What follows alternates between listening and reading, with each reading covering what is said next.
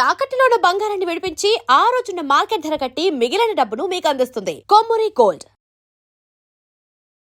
నమస్తే, welcome to V media. నేను మీ సాయి. తెలంగాణకు సంబంధించి 73 లక్షల ఓటర్లు మొత్తం కూడా జాబితాను తొలగించడం జరిగింది. సో దీనికి సంబంధించి ప్రస్తుతం మనతో పాటు కృష్ణకుమారి గారు, పొలిటికల్ అనలిస్ట్ మనతో పాటు ఉన్నారు. మాట్లాడదాం మేడంతో. మేడం నమస్తే. మేడం, ఎలా చూసుకోవచ్చు అంటే తెలంగాణకు సంబంధించి 73 లక్షల ఓటర్లంతా కూడా తొలగించడం జరిగింది. సో ఈ పూర్తి సినారియో ఏంటి? ఎవరికి లాభం, ఏ పార్టీకి నష్టం, అంటే ఏ పార్టీకి లాభం చేకూరుతుంది అంటే ఏం చెప్తారు? ఇప్పుడు ఈ 73 లక్షల్లో ఒక 3-4 కేటగిరీలు ఉన్నాయి. తొలగించిన వాటిలో చనిపోయిన వాళ్ళు, 2 చోట్ల ఓట్లు ఉన్నవాళ్ళు, అలాగే అడ్రస్లు మారిన వాళ్ళు, సమాచారం సరిగా లేని వాళ్ళు, ఓకే, ఇలా 4 రకాల వాళ్ళు ఉన్నారు. అలాగే ఫామ్స్ అందించని వాళ్ళు ఉన్నారు. వాళ్ళవన్నీ తీసేశారు. అయితే తెలంగాణ మొత్తంలో 73 లక్షలు అయితే ఒక హైదరాబాదు, గ్రేటర్ హైదరాబాదులోనే 43 లక్షల ఓట్లు. అయితే ఎందుకు హైదరాబాదులోనే ఇన్ని ఓట్లు గల్లంతైనవి అని అనుకుంటే, ఇప్పుడు మనకి జనాభాగా చూసుకుంటే ఎక్కువ ఉన్నారు.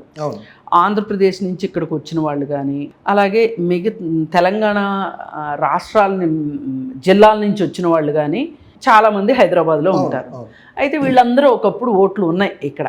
అయితే చాలామంది ఏం చేసేవాళ్ళు అంటే, ఇక్కడ ఓటు ఉంటుంది, ఊర్లోనూ ఓటు ఉంటుంది, ఊర్లోనూ వేసుకుందాం ఓటు, ఇక్కడ వేసుకుందాం అన్న ఉద్దేశంతో 2 చోట్ల నమోదు చేసుకున్న వాళ్ళు ఉన్నారు. అది పాసిబుల్ అవుతుందా? 2 చోట్ల అవుతుంది. ఆంధ్రాలోనూ ఓటు ఉంది, తెలంగాణ ఇక్కడ హైదరాబాద్లోనూ ఓటు ఉంది. ఇప్పుడు ఈసారి ఏం చేశారంటే, 2 చోట్ల ఓట్లు ఉన్న వాళ్ళు ఎక్కడ ఒక చోటే ఉంచుకోవాలి ఓటు అని చెప్పి ఇక్కడ ఫారాలు ఇవ్వని వాళ్ళు ఉన్నారు. ఇప్పుడు ఫారం ఇవ్వలేదనుకోండి, ఓటు ఎట్లాగో తీసేస్తారు. ఎక్కడ ఫారం ఇచ్చుకుంటారు? వాళ్ళ ఊర్లో ఇచ్చుకుంటారు. ఇక్కడ తెలంగాణలో జిల్లాల్లో అయినా ఆంధ్రాలో అయినా ఇచ్చుకుంటారు. అట్లా ఇవ్వని వాళ్ళు ఇప్పుడు మనకేంటంటే, ఊర్లో పల్లెటూరులో ఓటుకి చాలా విలువ ఎక్కువ. హైదరాబాద్లో ఓటు వేయకపోయినా మన ఇంటికి వచ్చి ఎవడో అడగడు, అక్కడ ఊరుకోరు, బజా ఇచ్చేస్తారు. నువ్వు ఓటుకి రా రా రా అని బజా ఇస్తారు. అందుకని పైగా అక్కడ రేషన్ కార్డులో వాళ్ళ పేరు ఉంటుంది. అందుకని పైగా ఇంకొకటి చూసుకుంటే, ఊర్లలో 2 పార్టీలు, కొన్ని సందర్భాల్లో 3 పార్టీలు డబ్బులు ఇచ్చే అవకాశం కూడా ఉంటుంది. గ్రేటర్ హైదరాబాద్లో మన పెద్దగా పట్టించుకోరు. ఇలా కొన్ని రీజన్స్ తోటి పల్లెటూరులో ఓటు ఉన్నవాళ్ళు హైదరాబాద్లోది స్కిప్ చేసేసారు. అట్లా పోయినాయి. అలాగే కొన్ని ఓట్లు ఇంకా ఈ రోజుకి వాళ్ళు ఎలిజిబుల్ అయినప్పటికీ ఫారాలు ఇవ్వని వాళ్ళు ఉన్నారు. అంటే ఈ బిఎల్ఓలు సరిగ్గా పనిచేయాల, ఇంటింటికి వెళ్ళి ఫామ్స్ ఇవ్వాల, లేదు ఒక కమ్యూనిటీ హాల్లో ఇస్తున్నారు అని చెప్తే వాళ్ళు వచ్చి ఫామ్ నింపి ఇవ్వకపోవటం, ఏదైనా ఇది కారణం. ఇప్పుడు అసలు ఇలా చేయడం వెనకమాల కొంతమంది ఏం చెప్తున్నారంటే, ఫామ్ ఇచ్చినా ఓటు తీసేశారు అనే వాళ్ళు కూడా ఉన్నారు. తమిళనాడులో స్టాలిన్ నియోజకవర్గంలో 1,00,000 ఓట్లు తీసేశారు. 1,00,000 ఓట్లు. ఈ సర్ మీద అంత అవగాహన లేదు. చెప్పేవాళ్ళు చెప్తానే ఉన్నారు, పరకాల ప్రభాకర్ లాంటి వాళ్ళు చెప్తున్నారు, అయినా కానీ పట్టించుకోలే జనాలు. మమతా బెనర్జీ నియోజకవర్గంలో 40,000 నుంచి 60,000 ఓట్లు తీసేశారు అన్నారు. ఆమె ఓడిపోయింది ఎంతతో? 5,000 ఓట్లతోటి కేవలం. అంటే వాళ్ళు టార్గెటెడ్గా పెద్ద వాళ్ళు ఉన్నారు, మనకు వ్యతిరేకమైన వాళ్ళు అన్న వాళ్ళ ఓట్లు ఆ నియోజకవర్గం మీద కాన్సన్ట్రేషన్ ఎక్కువ పెట్టారు. ఇప్పుడు ఇక్కడ ఎంత అవునన్నా కాదన్నా కాంగ్రెస్ గవర్నమెంట్ ఉంది. ఇక్కడ ఎక్కువ ఓట్లు నిరాకరిస్తే కాంగ్రెస్కి పడే ఓటు పడలేదనుకోండి, అది బీజేపీకి వేయకపోయినా పర్వాలేదు. ఇప్పుడు ఈ సర్రంతా ఎవరి చేతిలో ఉంది? అందరికీ తెలిసిన బహిరంగ రహస్యమే. కేంద్ర ఎన్నికల కమిషన్ ఎవరి చేతుల్లో ఉంది? బీజేపీ చేతుల్లో ఉంది. అందుకని వాళ్ళు సెలెక్టెడ్గా ఏం చేస్తున్నారంటే, మహారాష్ట్ర నుంచి స్టార్ట్ చేశారు. ఇది ఫస్ట్ మహారాష్ట్రలోనే చేశారు, తర్వాత బీహార్లో చేశారు, బెంగాల్లో చేశారు, అన్ని రాష్ట్రాల్లో చేసుకుంటూ వస్తున్నారు, తమిళనాడులో చేశారు. ఇప్పుడు హైదరాబాద్, ఆంధ్రప్రదేశ్, తెలంగాణ 2 రాష్ట్రాల్లోనూ చేశారు. ఇంకా ఆంధ్రప్రదేశ్ గురించి లెక్కలు బయటికి రాలేదు, కానీ తెలంగాణలో మట్టుకు ఎట్టి పరిస్థితుల్లో కాంగ్రెస్కి ఇంతకుముందు వచ్చినన్ని సీట్లు రాకూడదు అనే ఉద్దేశంలో బీజేపీ వాళ్ళు ఉన్నారు. అందుకే ఫామ్స్ ఇచ్చిన వాళ్ళకు కూడా వాళ్ళ ఓట్లు కూడా తీసేశారు. అయితే ఇప్పుడు చేయాల్సింది ఏంటి మరి? వాళ్ళైతే చేశారు, ఇప్పుడు ఏంటి చెయ్యాలి? కిమ్ కర్తవ్యం ఏంటి అంటే మళ్ళీ రేపు 16వ తారీఖున ఓటర్ జాబితా రిలీజ్ అవుతుంది. ఈ రిలీజ్ అయినప్పుడైనా సరే ఒళ్ళు దగ్గర పెట్టుకొని ఎవరికి వాళ్ళు, రాజకీయ పార్టీలుగా వాళ్ళైనా లేదు వ్యక్తులుగా మనమైనా సరే జాబితాలో మన పేరు ఉందా లేదా చూసుకోవాలి. లేకపోతే కనుక మళ్ళీ ఓసారి అప్లికేషన్ పెట్టుకుంటానికి అవకాశం ఇస్తామంటున్నారు. అప్పుడైనా అవకాశాన్ని వినియోగం చేసుకోవాలి. ఎవరైనా సరే ఆల్రెడీ ఫామ్ ఇచ్చి ఓటు పోయింది అంటే వాళ్ళు రోడ్డు మీదకి వచ్చి రావాల్సిందే. రోడ్డు మీదకి వస్తేనే వాళ్ళ ఓటు ఉంటుంది, లేకపోతే ఉండదు. వాళ్ళకి ఓటు అధికారమే ఉండదు, ఓటు ఉండదు. ఇప్పుడు రేపొద్దున ఎప్పుడన్నా నువ్వు ఓటు హక్కుకిన్ను ఏవైనా ప్రయోజనాలకో దేనికో ముడిపెట్టారనుకోండి, రాబోయే రోజుల్లో పెట్టేలానే ఉన్నారు. ఇప్పుడు ఏ విధంగా రేషన్ ఎగ్గొట్టాలా అని ఆలోచిస్తున్నారు. ప్రజా పంపిణీ వ్యవస్థ ద్వారా మనకి ఇప్పుడు బియ్యము అవి ఇస్తారు కదా. అసలు రేషన్ కార్డులు అందరికీ తెలుసు, ప్రతి సంవత్సరం ఎన్ని పెళ్ళిళ్ళు అవుతాయో తెలుసు, వీళ్ళకి పిల్లలు పుడతారని కూడా తెలుసు.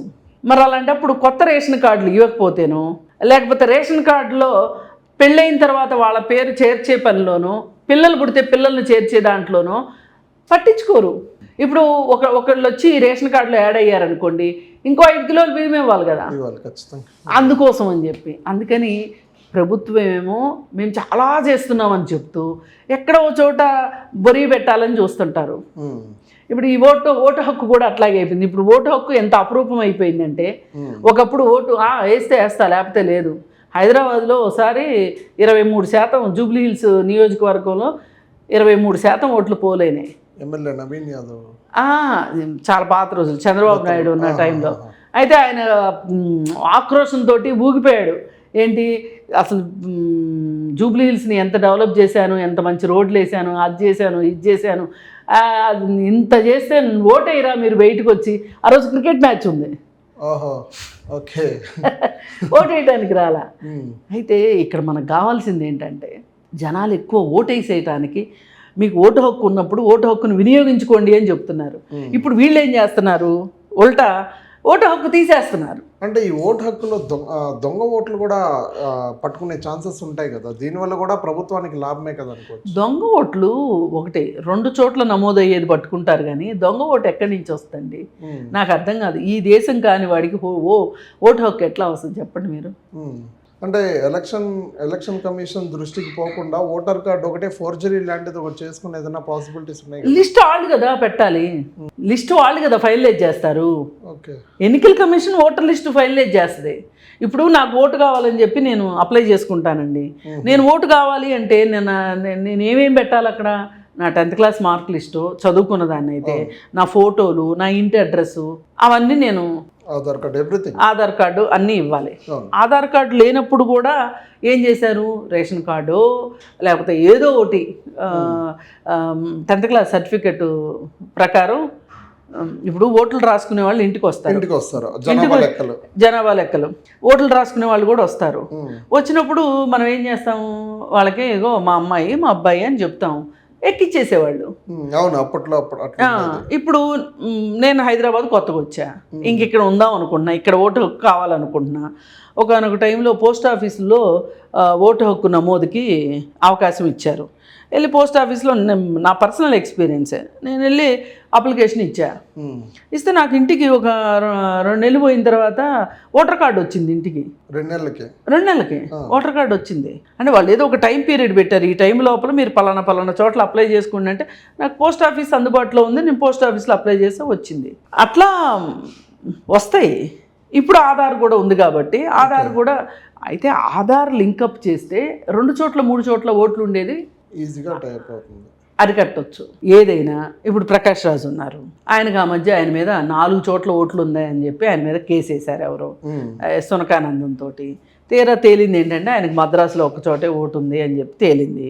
ఇప్పుడు ఈ సర్లో భాగంగా మద్రాసులో ఓటుకు తీసేశారు. అంటే ఇప్పుడు కర్ణాటకకు సంబంధించి కర్ణాటకలో ఎంపీ క్యాండిడేట్గా పోటీ చేశారు, కర్ణాటకలో ఓటు హక్కు తొలగించారనేసి మార్నింగ్ ఒక వీడియో సారీ ఆయన కర్ణాటకలో పుట్టారు, కర్ణాటకలో పెరిగారు, కర్ణాటకలో ఓటు హక్కు ఆయనకు ఉంది.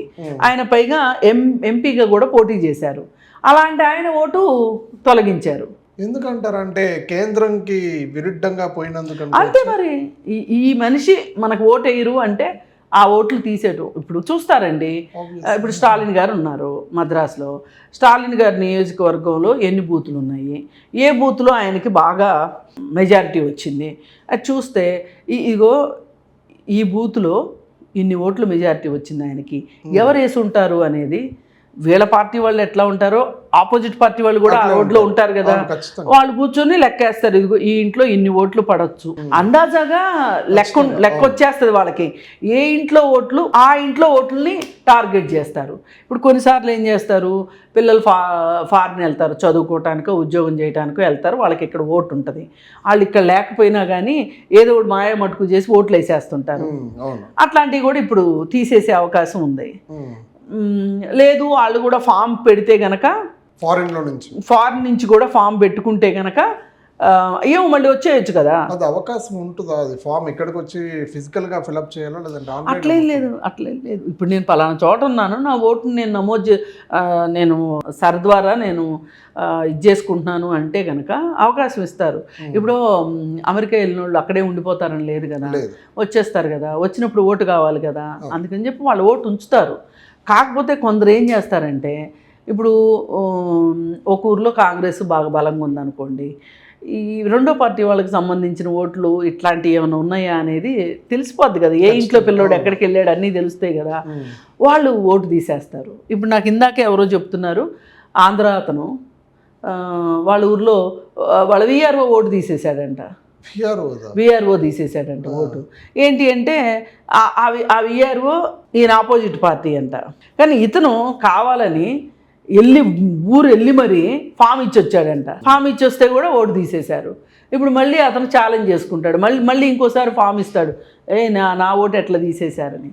ఓకే, అయినా ఇప్పుడు శతకోటి దరిద్రాలకి అనంతకోటి ఉపాయాలు. ఇప్పుడు ఎన్నికల కమిషన్ అడ్డం పెట్టుకొని ఎన్నికల కమిషన్ నన్ను అడిగితే సర్వసత్తాకమైన స్వతంత్రమైన వ్యవస్థ. ఆ వ్యవస్థని ఒక రకంగా టిఎన్ శేషన్ గారు దాన్ని అట్లా ఇండిపెండెంట్ బాడీ కింద చేశారు. దానికి చాలా నీకు ఈ హక్కులు ఉన్నాయి అని ఎన్నికల సంఘానికి చెప్పారు. నువ్వు ఇంత వెన్నుముకతో ఉండొచ్చు, అధికార పార్టీ చెప్పింది నువ్వు వినాల్సిన అవసరం లేదు, ఇట్లా ఆయన చాలా దాన్ని పరిపుష్టం చేసి చనిపోయారు. ఆ తర్వాత వచ్చిన వాళ్ళు డబ్బుకు లోకం దాసోహం, అధికార పార్టీ మాటిని ఏమైతే చేయకూడదు. ఇప్పుడు మన మీనాక్షి నటరాజన్ గారిది ఆమె ఎంపీగా పోటీ చేస్తుంటే రాజ్యసభ మెంబర్ ఎట్లా తీసేస్తారు చెప్పండి? కావాలని తీసేయటమే కదా, కావాలని తీసేయటమే కదా. కాకపోతే ఇవన్నీ ఏంటి అంటే వాళ్ళు చేసే తప్పులన్నీ కూడా ఎన్ని తప్పులన్నా చేయనివ్వండి, శిశుపాలుడు నూలు తప్పుల్లాగా వాళ్ళు చేసుకుంటూ వెళ్తున్నారు, మాకు ఎదురులేదు అని. ఎక్కడో ఒక చోట బ్రేక్ పడుతుంది కదా. మొన్న జంతర్ మంతర్లో బ్రేక్ పడింది కదా, ఇంకా ముందు చాలా ఉన్నాయి. ఇప్పుడు ప్రతివాడు నేను ప్రశ్నిస్తా అంటున్నాడు. ఇంతకుముందు ప్రశ్న అడగాలి అంటే అమ్మో ఎందుకులే టార్గెట్ చేస్తారేమో అనుకున్న వాళ్ళు కూడా వాళ్ళు ప్రతి వాళ్ళు మాట్లాడకపోతే మనం నష్టపోతాము అనే ఉద్దేశంతో మాట్లాడుతున్నారు అంతే. రైట్, సూపర్ అండి. Thank you so much for your valuable information. Thank you so much.